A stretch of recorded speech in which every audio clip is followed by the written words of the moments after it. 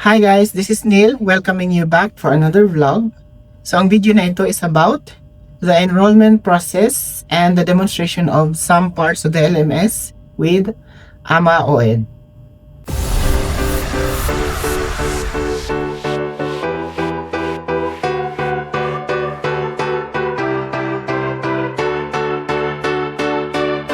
So ginawa ko itong video na ito guys kasi request ito ng mga nagko-comment sa aking previous vlog. Nag-ask sila kung pwede ba akong gumawa ng tutorial on the process of registration with AMA OED. So of course, yung mga nag-ask ng ganyan, sila yung mga future learners ng institution, and as a person na with the experience na rin kung paano mag-register doon, and an experienced student with online school, so gagawin natin yan kasi para makita nila din and mas easier sa kanila na maintindihan kung paano ba talaga yung registration process. Meron siguro mga maitatanong yan pero small details na lang. Kaya naman the demonstration is very important kung paano siya i-process and kung ano yung mga dapat gawin. So let's proceed on the process of registration with AMA Online Education. So to start the registration, mag-open lang tayo ng web and search natin yung web address ng AMAU Online. So niready ko na kasi kinapi ko na yung link and pinost ko na lang dito para madali siyang i-search. So ayan na yung homepage ng portal. So ang portal niyan is oedportal.amauonline.com. So yan yung pinaka-base kung saan tayo magre-register. So dito merong login at sa kabilang side naman ay yung registration. So dito natin i-enter yung ating mga details. Actually, ang registration nito is ginamit ko yung other email ko dahil meron na akong profile before. So dito ko na ilalagay yung bagong registration.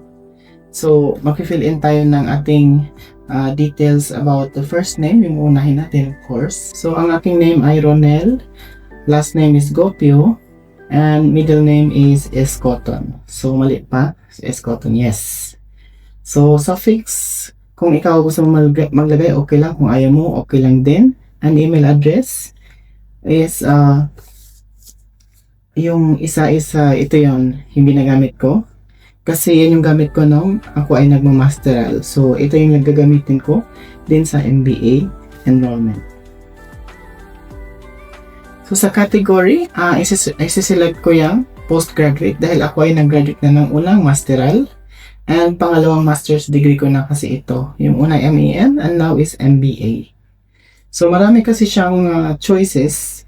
Pero of course din tayo kung saan tayo nabibilong na category. So may undergraduate, may senior high, marami pa.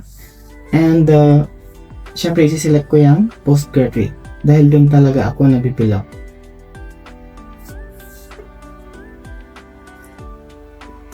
After nyan, select lang yung program. So mag-enroll ako ng Master's in Business Administration with thesis. So bakit with thesis? Kasi mas gusto ko yung may thesis yung aking kinukuhang course dahil ang difference with non-thesis, pareho lang naman yan. Kaya lang yung with thesis is just in case na gusto kong tumuloy na mag-PhD, requirement kasi yon. Yung non-thesis, kung ayaw ko lang tumuloy sa pag-aaral ng another degree or higher degree, okay lang na wala na yun. And next is input ng aking contact, which is kailangan kong ilagay yung pinaka easiest way para makontak ko ng school. And always remember na bago ka maglalagay ng contact number, isipin mo muna kung yan ba ay very active or inactive or mahirap siyang kontakin kasi it's very important din. And marami namang contact details. So gaya niyan, merong Messenger, WhatsApp, may WeChat, Viber, may Telegram. So WhatsApp ang pinili ko dahil mas madali ako makontak doon. And contact information number of course. Normally pwede ka maglagay ng plus pero ako naglalagay ng 00 talaga. And yung area code and then yung number ko. So yung number ko na yan is based in Oman. So check mo lang yung box and click mo yung sign up after niya. So ganun lang siya. Konting review and then sign up na. Ganun lang ang gagawin dyan. So sabi niya dito invalid email. So kailangan kong i-confirm kasi ano ba nangyari sa aking registration. Kung bakit siya. Yan naman yung gamit ko na mail actually. So, tignan natin kung bakit. Oh, nasa nang mali dyan? Oh, okay. So, wala siyang .com. So, Gmail lang ang last. So, sign up ulit natin. Tignan natin kung okay na. So, nireview ko na ng konti and sign up again. So, yan na. Naglo-loading na siya. Tignan natin kung ina-approve ba ng system. Yes. So, successfully registered and welcome to AMA Online Education. So, kailangan ko i-check yung email address ko. So, chine-check ko currently para i-enter yung temporary password ko. Pag in-okay mo yan, so click OK lang. Pag sinabi ng ganyan ng system, pagka-okay mo yan is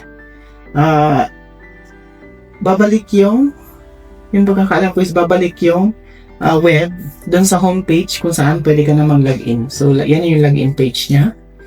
So, enter mo lang yung email na ginamit mo ng registration and enter mo rin yung password. So, yan yung email na ginamit ko. And then, dyan sinend yung temporary password. So, ang password ko is, wait lang, i-check ko lang sa aking phone kasi kailangan i-input yan. So, ayan na. So, pag input ko niyan, so, nakikita pala. So, i-back natin, kinaalisin. So, input natin yung password, paunti-unti. So, ito na siya. And, after kasi nito na ma-input ko na, ilalagin ko and magpo-prompt yung isang message. So, yan na mag-login na ako. Ayan yung magpo-prompt siya na change password. So, maglalagay ako ng password na para sa akin mismo na password. So, enter natin yung bagong password. So, yan ang aking unique password. So, enter ko lang yan and re-enter.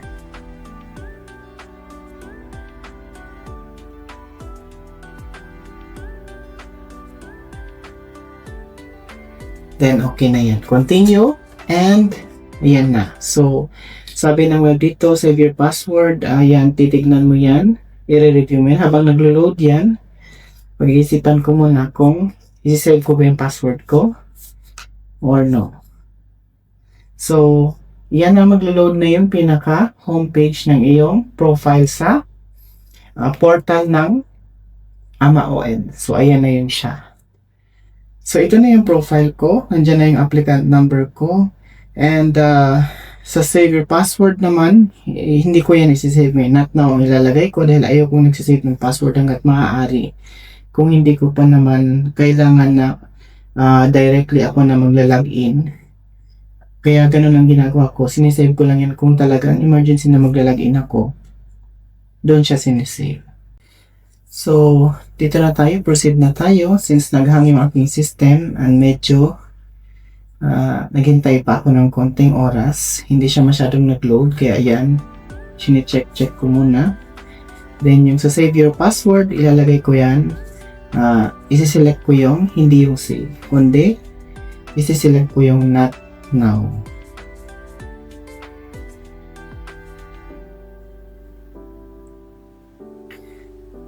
So, ayan na. Yan. Not now. Ibig sabihin, diretso na tayo sa pag-update ng ating profile. So, dito is meron na ako first name, last name, and middle name kasi dun sa pinakaunang data na in-enter ko and date of birth na lang, which is select muna natin kung saan year ba ito kasi bawal yung number na direct. So, ako ay pinanganak ng, wala pa dito. Wala din dyan. Ako ay pinanganak ng 1989. Month ng August, day is 22, so 36 years old na ako. So, gender nakalagay na yan, ang address dito ko sa Oman. Yung exact address lang ng region is Muscat Governorate. And yung city is Muscat. So, yun yan. So, other details is, ayun yung street ng hotel kasi yun ang current na ginagamit na address. So, normally, ilalagay yan, PO Box yan. Yung PO Box, postal office yan. Hindi siya postal office. Postal code and details pala. So, ito yan. Yung postal code and details ko. And then, postal code o nagkamali ako. Kailangan kong ilagay yung sultan nito Oman kasi yan ang pinaka-title ng country. Yan ang pinaka-official name niya. So, ang postal code is 133 lang. And sa mobile number, i-enter ko pa rin yung same as kanina. Pwede ka mag-add actually ng plus dito. Gumagamit lang talaga ako ngayon ng 00 kasi more on the system na or registration na na-experience ko these days was nag-require ng 00, hindi yung plus na code. So, yun nga. So, enter ko lang yung mobile number ko dyan na same as kanina, yung 79373298. Yun ang number ko dito sa ibang bansa. So, yan yung number. Mali pa. So, tama na. Okay. And, ang aking nationality of course is akong Filipino. And yes, proud Filipino tayo eh. So, passport number, hindi ko na ilalagay yan. Date issued. Place issued, hindi ko na nilalagay yan. Country of origin, sa tingin ko hindi na kailangan yun kasi para lang siguro sa foreign yan. And yan, so syempre nandiyan na yung mga data kaya hindi ko na i-enter pa yung more data na much more pa sa na-enter ko based on this demonstration on how to register and update your profile in AMA o EDS web. So next is dun tayo sa select source. Dun ako mag-source ng website kasi ako. So maraming source na pwedeng sa educational advisor kung meron na refer sa'yo, pero website kasi ako. So yun yung aking talagang pinaka-source of information kung saan ko nakuha ang AMA. So actually ang pinaka-first kung saan ko siya nakuha is through Facebook talaga. Wala namang nagsabi pero na-search ko lang. And through Google din. Kaya website ang nilagay ko. So, yun lang yun. And again, yung passport number and mga details, hindi ko na i-enter yan. So, hanggang doon na lang muna yun. Update ko na lang yan mamaya. So, next na tayo. So, dito tayo sa educational background. So, yung school kung saan ako last na nag-attend, kailangan kong i-update yan sa profile. So, yan, nag-research ako ng school. Check ko yung school dito. Wala naman dyan. So, ang gagawin ko is manual search ko yan. So, GMU Italy actually.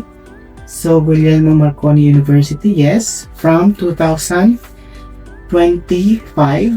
Ay no, hindi pala. Mali ata. 2024 pala to 2025, yes.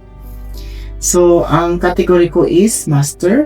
And ako ay isang hindi ako freshman, kundi isa akong postgrad applicant. Pero ang explanation kasi dyan is ito yon. Explain natin ng konti. Foreign student kasi ng bachelor's is yun yung nakatira sa ibang bansa. Pero hindi ibig sabihin na Pilipino ka is foreign ka na. So incoming basic education, junior high school. So yun yung elementary and high school enrollee. And next is incoming freshman undergraduate. So galing yan ng senior high, nag-enroll ng freshman sa college for BS enrollment. Next is transferee, second degree, undergraduate vocational. Either nag-enroll ka for the next BS course na kukunin mo dahil nakatapos ka na ng isang BS or nag-transfer ka in the middle of your course from one school to another during your undergraduate studies. Incoming senior high. So from junior high to senior high enrollment yan. So incoming postgraduate applicant from undergraduate to postgraduate enrollment. So, dyan ako nabibilong. Transferee ng senior high school applicant. So, ano yan? Siguro nag-first year ka, nag-transfer ka ng second year from one school to another. So, dyan ka dapat magsiselect ng category. So, next is transferee ng old portal. So, ang old portal kasi, sa amin yan ng mga naka-enroll from old portal, transfer kami to new portal. Kaya ganyan ang ginagamit na term or category. Para lang sa amin yung mga from old portal to new portal registration. So, doon kami pina-enroll ng 2021 actually yan. So, transferring ng basic education to junior high school applicant. So, ano yan siya? Yung mga transfer in the middle of the years yan. So, alam naman natin na pwede mag-transfer ang mga student at any time basta as long as natapos na yung exam na per period. Automatic yan. So, transfer from one school to another, dyan ka magsiselect ng iyong category. So, cross-enroll for undergraduate, yan ang hindi ko masyadong kabisado kahit itong mga next courses. Kasi, ano yan hindi pa ako nakapag-try nito. Dahil meron ako naman naririnig kaya lang hindi ko alam kung paano na ginagawa. Dahil nung last may nagtanong sa akin, hindi ko rin talaga masyadong kabisado. So, better to ask the school na lang. Same as senior high school na cross-enrollee. So, hindi ko alam. Short course? Yes, yun yung mga courses na tumatagal ng mga 2 to 3 months or sometimes 6 months para mga vocational type siya. So, kung yan ang gusto mong i-enroll, diyan ka dapat mag-select ng iyong application status. So, dito dapat yan lahat pupunta. So, example niya is basic accounting or bookkeeping. So, meron yung mga ganun. And ito ay postgrad comprehensive exam. So, ang pagkakaalam ko dyan is yung exam before starting the master's thesis. Yan ang pagkakaalam ko dito. And transferee for second degree fast track program, hindi ko na alam itong mga to. And over the next courses din like webinars, meron pa yung susunod sa down na courses. Hindi ko na masyadong kabisado ang mga yan. Kaya I suggest kung ikaw ay interested sa mga program na ito, better to ask the institution directly. So, yun lang yung masasabi ko doon. So, yan tapos na yung ating simple explanation sa mga application status or category ng application na pwedeng iselect na magre-register. Isi-select ko na yung aking category which is incoming postgraduate. So, save na natin yan. So, after saving, mag-update na yan. So, successfully updated na. So, yan na yan. Nagkaroon na ng green check. So, okay lang yan. And, dito na, papasok na yung aking profile again, updated na. So, medyo magtagal ang ating internet. So, ayan na siya. So, as of the moment, wala akong enrolled na subject. Kaya wala siyang nakalagay. And, ipapakita ko lang siguro yung aking yung profile ko talaga. So, ito yung sa profile ko ng Masters in Engineering Management. So, search natin yun. Aking Amaoid profile. Dito yan. So, ito nakasave yun kasi lagi kong nag-aaral dati. And, ngayon siya, of course, medyo natigil tayo sa Amaoid kasi nag-aaral ako sa abroad. And, always remember, kapag inopen mo yan, may magpa-pop up yan na allow to access your allocation. So, kailangan i-allow mo yung OED portal. Kasi pag hindi mo in-allow yan, hindi mo ma-access yan. So, yun yan. So, dito ako sa login kasi syempre naka-register na yan. So, ayan na yung automatic na. Remember kasi yan sa web page. So, nilogin ko na nga direct. And naglo-load na yung aking original AMA online na profile. So, yan ang aking profile currently. So, nandito na lahat din. And we are lucky enough naman na tinanggap ng system yung ating other email to register. Kasi para at least nakikita nyo kung paano yung registration before ka mag-update ng profile and paano yung profile after kapag completed na siya sa after ng registration. So, yun yan. So, dito tayo mag-check ng aking profile. So, yan. Pag i-scroll down natin yan, ang lahat naka-update na dyan. So, actually, in-update na yung application status ko dito, incoming postgraduate applicant na kasi nagtapos na ako ng BS of course. So, kaya lang non-thesis nakalagay and may assigned agent na rin ako na nandoon na rin automatic. So, explain ko lang ng konti yung aking profile. So, yan yung sa taas is yung personal informations ko. Yan yung basic information tungkol sa akin. Yung ginamit ko yan ng registration. And next is source yan kung saan ko nakuha social media and ang aking school na kung saan ako nag-attend before ako nag-take ng BSBA HRM. And ako ay isang incoming postgraduate applicant kaya lang under sa program ng non-thesis na MBA. So, kaya ako nag-check din kung paano siya makapag-enroll ng for MBA thesis. So, anyway, pwede ko namang ipa-change ito sa admission advisor ko na nandito sa lowest part kung sino yung assigned agents. So, ang admission advisor ko is still si Anne Chiang OED Body actually. And same as yung evaluator is ganun pa rin si Ron. So, wala pa rin pinagbago since nag-enroll ako. Pareho pa rin ang evaluator. Ang OL body lang ang nagbago. Kasi dati si Jules ang OL body ko. So, yan yun for the profile. So, next is the academic programs. So, yan yung academic programs. Hindi ko alam kung meron siya dito. Wala kasi nakalagay. Sa enrollment pala yung napunta doon. So, dito tayo sa academic program. Iba pala yung napindot ko. So, yan. So, click natin to. Tama naman siya. So, yung program is same with thesis. Napunta ko na with thesis actually. So, loading pa rin siya. Wala eh. So, saan ba ito? Or napunta ba ako sa kabilang profile? So, saan kaya ito? Sa ano pala ito?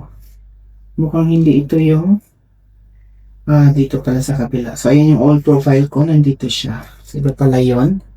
Yan. So, nakalagay na yung mga subject na pwede kong i-enroll sa MBA course. So, ayan na siya. Yung mga main courses, elective, at saka yung mga major course na gusto ko. Ito na. Proceed na yung enrollment. So, sa enrollment, makikita mo dyan kasi yung, syempre, of course, it's existing profile na ito. Makikita mo yung mga naka-enroll na subject previously. So, andyan yung mga year naka-display. So, mag-click tayo ng isa dito. So, check natin. Alin ba kaya? So, new term kasi yan. So, doon tayo sa before. Dito tayo. Sa kailan to? 2022 yan. So, yan yung aking enrollment or certificate of registration ng 2022. Ito naman yung aking binayaran. Which na yung miscellaneous fee na hindi pa ganun kataas. So, hindi pa ganun kataas yung technology fee ng school. So, close na natin yan. And, meron ka pang iba makikita dito. So, ano kasi yan? Mga historic na registration and enrollment ko yan sa throughout the study of BSBA HRM. So, yan yung mga yun. So, ayan pa yung isa. Yung last na enrollment ko to. So, dito sa part na to, ayan. Hindi kasi nandiyan yung thesis. Hindi ganun kataas. Pero mataas na yung technology fee niya. 5,000 na yung time na yun. So, back natin yan. And next is, medyo matagal talaga yung aking web loading ngayon. So, dito tayo sa payments na. So, click natin yung payments. So, yan yun. Yan ang historic payments na mga kasama na rin na SOA yan. Pwede mo nang ma-view yung iyong SOA kapag ikaw ay nagbabayad. So, lahat yung mga yan makikita mo at naka-register kasi kung kailan ka nagbayad. So, yun yun. And ano yung klaseng transaction, anong klaseng payment yung ginamit mo. So, doon makikita mo lahat yun. So, yan ay, bumalik na naman ako sa enrollment. So, ano nangyari sa aking profile? So, nag-hang na naman siya. So, wait lang natin ng konti. Kasi, magsiselect tayo ng another area which is courses. So, courses is, yan. So, yun yung courses na nakalagay.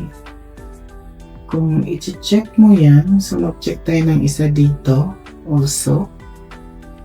So, paano ba?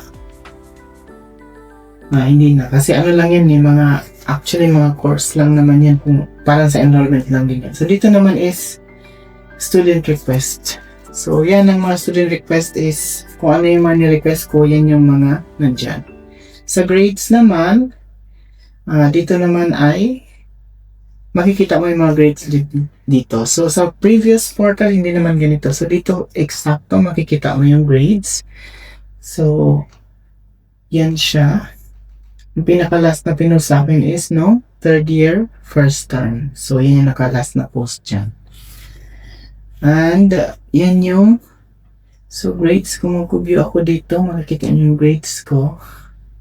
So, medyo okay naman yung grades ko. Hindi naman masyado nakakahiya. So, pwede naman i-display kahit pa paano. And, hindi na ako nag-select kasi para wala ng Ano lang yan.